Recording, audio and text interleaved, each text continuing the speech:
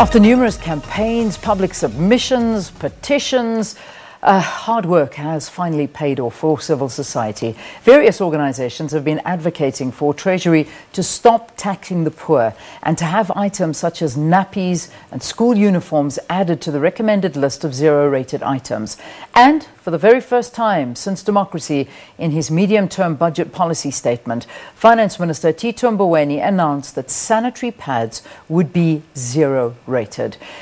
Provinces have been asked to distribute them for free at low-income schools. So to talk to us more about this, Nomzamo Zondo is the Chairperson of Amandla.mobi.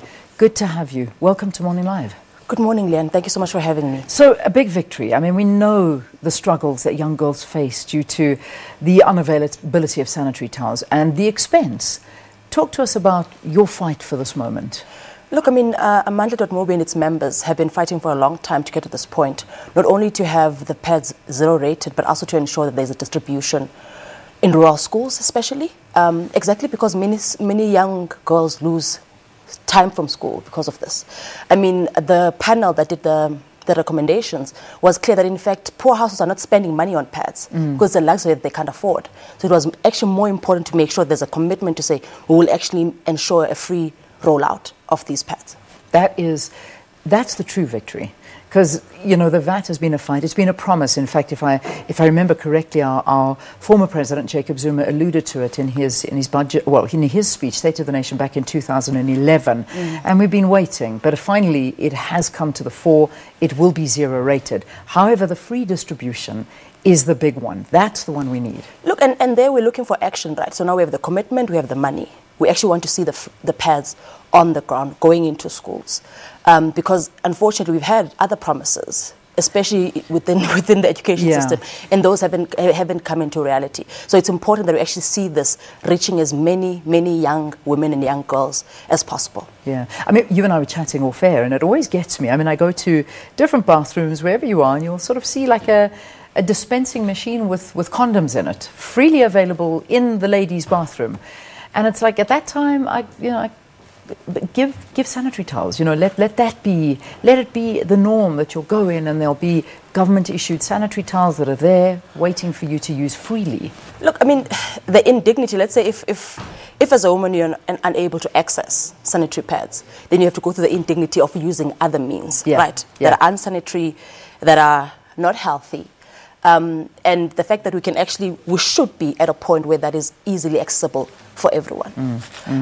So I'm really hopeful that when we're going to this next financial year, we'll be able to see this come into light. Yeah. So talk to me about what you've been doing behind the scenes. I mean, as your organization, Amandla.mobi, what have you been doing? So Amandla has been at the forefront of fighting for the non-vetting of essential items.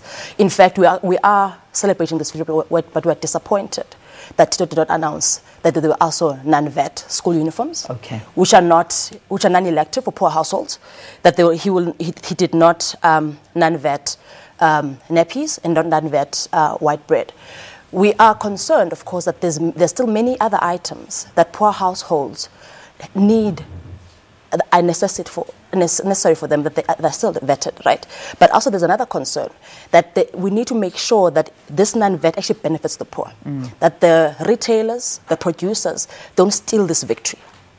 And so both, I mean, if in the last few days there's been, even at the beginning of this week, we started a new campaign to say, let the country tell Tito Mboweni. But even when there was the expert panel, what the Amandla.mobi members did, about 1,300 of them made submissions to that panel to say these are the items that should be non-vetted. Yeah. And we've been following through this campaign. We've participated with other civil society organizations even to engage that expert panel.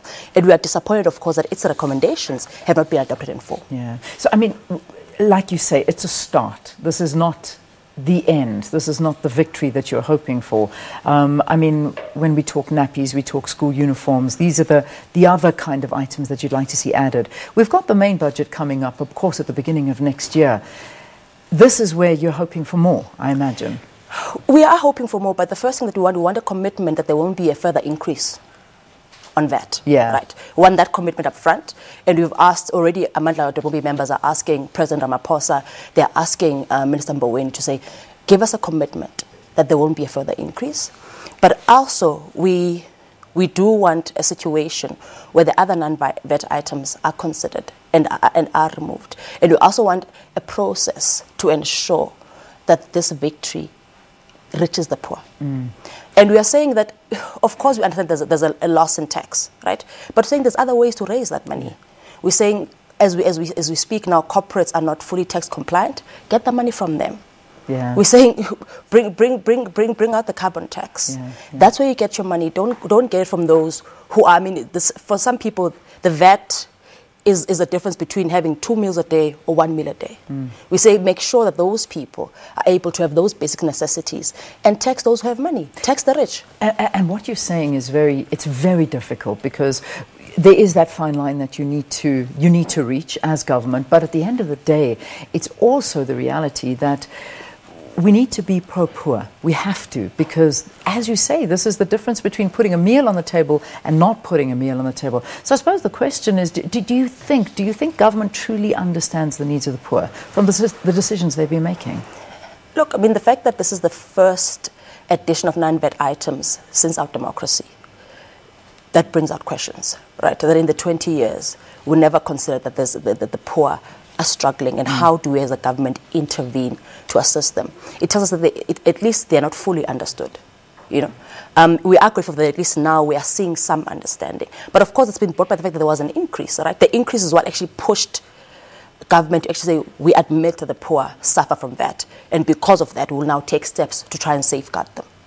Yeah, but there's more that needs to be added to that list, because, you can take off those 3 items that were mentioned, but there's so many more where they get caught. And that's the reality. Exactly what you're saying is that it must go to the poor and not to the retailer and not to anybody else who are going to sort of find the gaps to get in there. I mean, as an example, already paraffin and eggs are non-vetted, but many poor households can't afford those items. Yeah. So it means there's also other places where we need to regulate to ensure that the poor don't get their food taken from their mouth. As we wrap up, your work, it seems like your work hasn't gotten easier, it's gotten harder now, because you need to even push more and put more pressure. What are you going to do? How are you going to mobilize even more now? Look, I think the campaign for Amandla.mobi members is to actually ensure that this is enforced, that this is complied with. So we want our members in the different provinces, in the rural areas in KZN, in the Eastern Cape, in the Western Cape, in Limpopo, to make sure the provinces actually do roll out the free sanitary pads.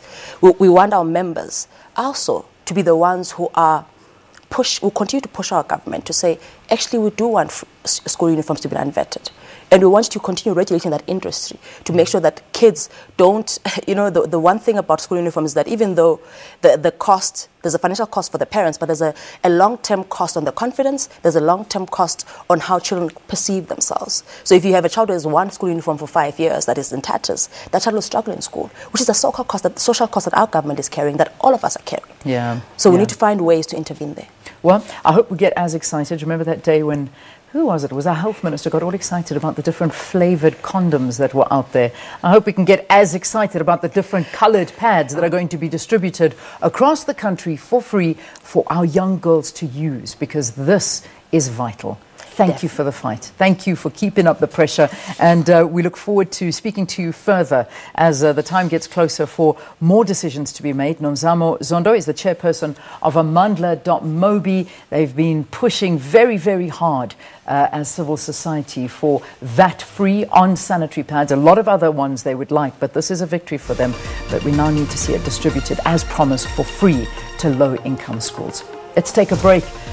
The sad conversation of depression will come up after this. Sakina will be tackling that. Do stay tuned.